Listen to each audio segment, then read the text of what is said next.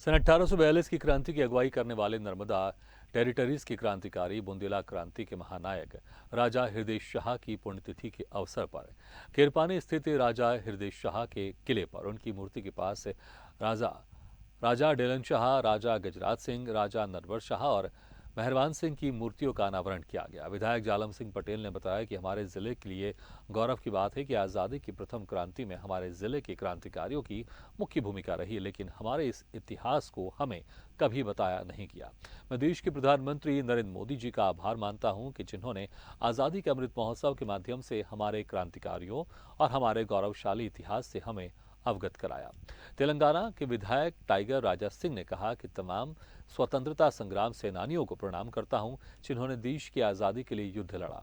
आज क्रांतिकारियों की प्रतिमा का अनावरण हुआ है और क्रांतिकारियों के वंशज हमारे साथ मौजूद हैं और आज युवाओं को इस गौरवशाली इतिहास से रूबरू कराने में सबसे बड़ा प्रयास जालम सिंह पटेल ने किया है। नरसिंहपुर की भूमि योद्धाओं की भूमि है, हमें मातृभूमि से बढ़कर कुछ प्यारा नहीं है। केंद्रीय मंत्री प्रहलाद पटेल ने कहा कि मैं देश के प्रधानमंत्री नरेंद्र मोदी जी का अभिनंदन करता हूं जिन्होंने आज़ादी के 75वें अमृत महोत्सव में देश के गुमनाम शहीदों को स्थान देने का संकल्प लिया था, जिसका परिणाम यह है कि 170 साल बाद राजा हृदय शाह जैसे व्यक्तित्व को स्थान मिला।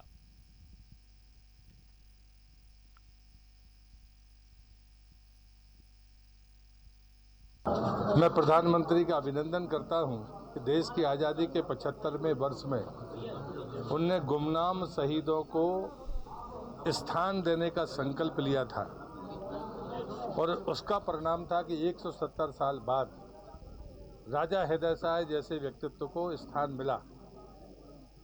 जालम सिंह जी मेरे अनुज हैं, लेकिन मैं उनको हृदय से उनके वो धन्यवाद देता हूं और उनकी पूरी टीम को कि 170 साल बाद किसी महापुरुष की प्रतिमा लगी है। ये नर्मदांचल लगभग 300 वर्ष तक लगातार संघर्ष करता रहा और मदनपुर ढलवार की घटना, जिनके वंशज मेरे पीछे खड़े हैं, जहां गन्ने के खेत में 200 लोग, उसमें से कुल 46 लोग जीवित आए और बाद में वो घायल उसमें से भी मर गए। और जिन लोगों को देवरी के एक आम से लटकाकर फांसी दी गई थी, उसके वंशज भी आज मेरे साथ में यहाँ पर पधारे हैं। वो कुर्मी समाज से हैं।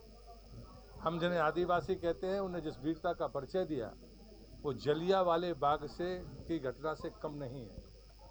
और इसलिए मैं मानता हूँ कि ये स्थान, माँ नर्मदा का ये तट, वो पुण्य भूमि हीरापुर, मदनपुर ढलवार, इन तमाम पुण्य भूमियों को मैं नमन करता हूँ और इस आयोजन में शामिल होने वाले सभी लोगों का हृदय से आभारी हूँ।